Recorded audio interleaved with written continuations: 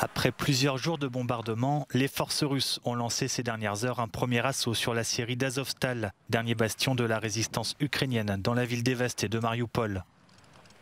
Près de 200 civils y seraient encore retranchés alors qu'une centaine d'autres ont pu être évacués. Au total, plus de 150 personnes venant de l'enfer de Mariupol sont arrivées à Zaporijia dans la journée de mardi, comme Anna qui a pu quitter Azovstal avec son bébé de 6 mois. C'était effrayant parce qu'ils nous bombardaient constamment pendant la journée ou la nuit. Les enfants ne dormaient pas, ils pleuraient. Les bombardements ne s'arrêtaient pas. Nous avions très peur. Nous pensions que nous ne pourrions jamais sortir de là. L'évacuation est un succès, mais je reste inquiète pour les civils qui ne sont pas encore sortis. La scierie d'Azovstal est très grande. Il était très difficile pour ceux qui sont sortis de le faire. Certains d'entre eux avaient très peur. Mardi soir, des frappes russes ont détruit 3 centrales électriques à Lviv. Cette grande ville de l'ouest du pays est désormais partiellement privée d'électricité, comme l'explique son maire. Les bombardements ont visé 3 sous-stations. Il y a en conséquence des interruptions de l'approvisionnement en électricité. 2 personnes ont été blessées et sont actuellement prises en charge. Si des gares ferroviaires ont aussi été visées par les forces russes, c'est dans la région de Donetsk, à l'est du pays, que le bilan est le plus lourd. 21 civils y ont perdu la vie et 27 autres ont été blessés selon les autorités locales. Un nouveau convoi de civils évacués de Mariupol est arrivé ce mardi dans la ville-refuge de Zaporijia. 101 personnes selon l'ONU, la plupart se cachaient depuis des semaines dans les sous-sols du gigantesque complexe sidérurgique Azovstal où sont retranchés les derniers soldats ukrainiens. Chaque jour, ces civils rescapés apportent de nouveaux témoignages sur l'enfer de Mariupol.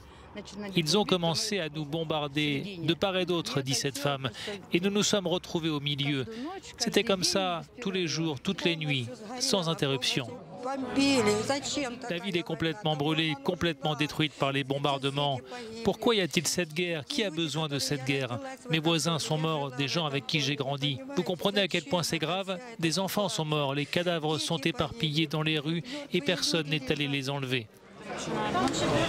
À leur arrivée à Zaporijia, les rescapés sont aussitôt pris en charge. Une assistance alimentaire et médicale. La plupart sont très affaiblis, malades ou blessés. Certains présentent des blessures d'éclats d'obus, dit ce docteur. D'autres ont des maladies comme des infections virales.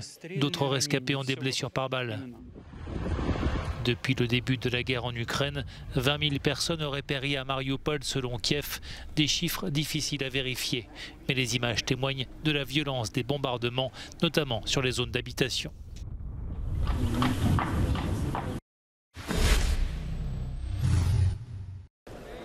L'Union européenne doit se réformer pour que le projet puisse répondre aux défis actuels et à venir. Les propos sont ceux du Premier ministre italien qui s'exprimait mardi devant le Parlement européen.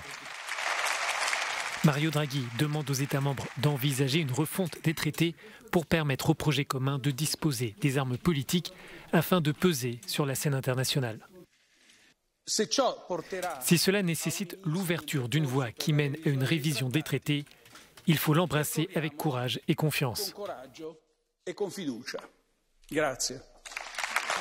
Le dirigeant transalpin cible en particulier le principe de l'unanimité.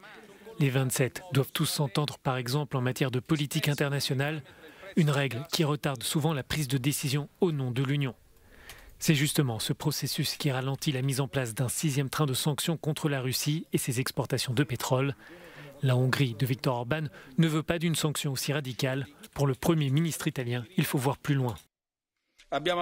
Nous avons soutenu les sanctions prises par l'Europe contre la Russie, même celles concernant le secteur énergétique, et nous continuerons à le faire avec la même conviction à l'avenir. Mais nous devons nous mettre au travail. Il n'est pas suffisant de soutenir les sanctions. Nous devons travailler rapidement pour ne plus dépendre du gaz russe. Nous agissons de la sorte et nous continuerons à le faire.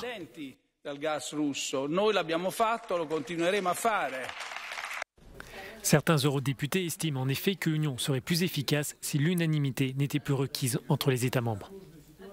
La situation que nous observons actuellement nous montre à la fois que nous pouvons parvenir à l'unanimité contre une menace étrangère, mais dans le même temps, cette unité est très fragile.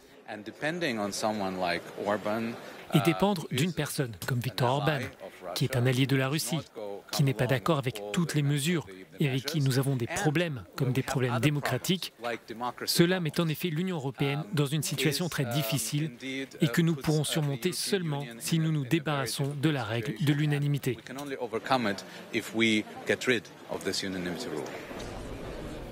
La dernière réforme en profondeur de l'Union européenne remonte à 2007 avec la signature puis la mise en œuvre du traité de Lisbonne. La Commission européenne lance l'espace européen des données de santé. Le dispositif doit permettre de faire un pas de plus vers une politique commune de suivi médical.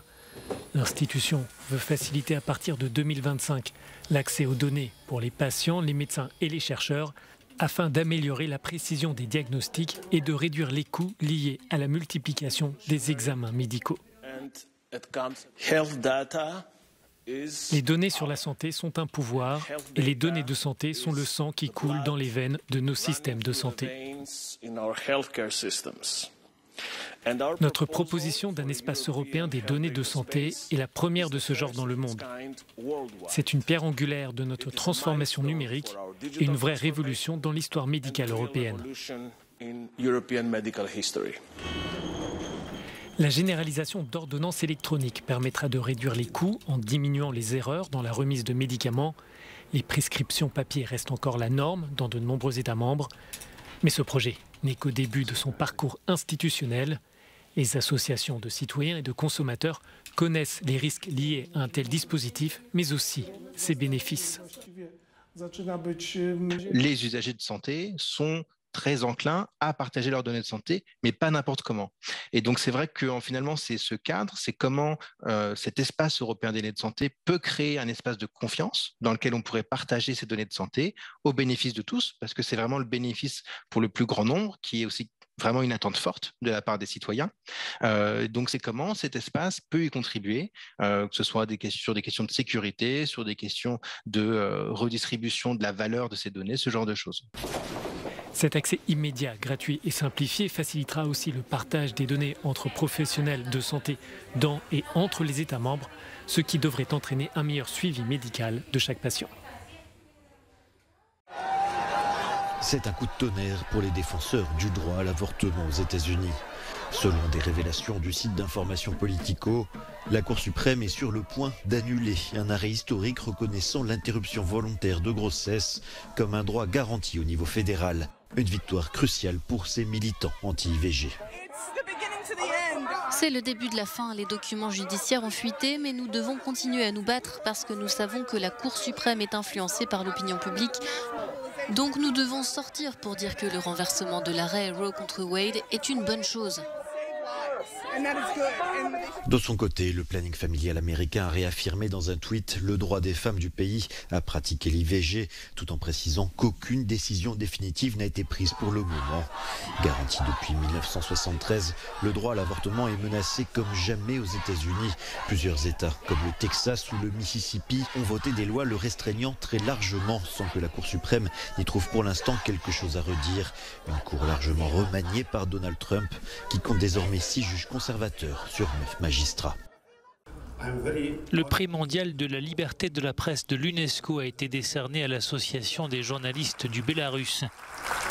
Créée en 1995, cette association rassemble près de 1300 journalistes dans un pays où les atteintes à la liberté de la presse se sont accentuées depuis la réélection contestée du président Alexandre Loukachenko. Je tiens à remercier tous mes collègues journalistes qui continuent à travailler au Bélarus. On dit parfois qu'il n'y a plus de journalisme au Bélarus. Ce n'est pas vrai. Les gens travaillent au Bélarus. Des rédactions entières travaillent au Bélarus, malgré les graves menaces et l'énorme pression qu'elles subissent. En août dernier, la Cour suprême du Bélarus avait ordonné la dissolution de cette association de journalistes.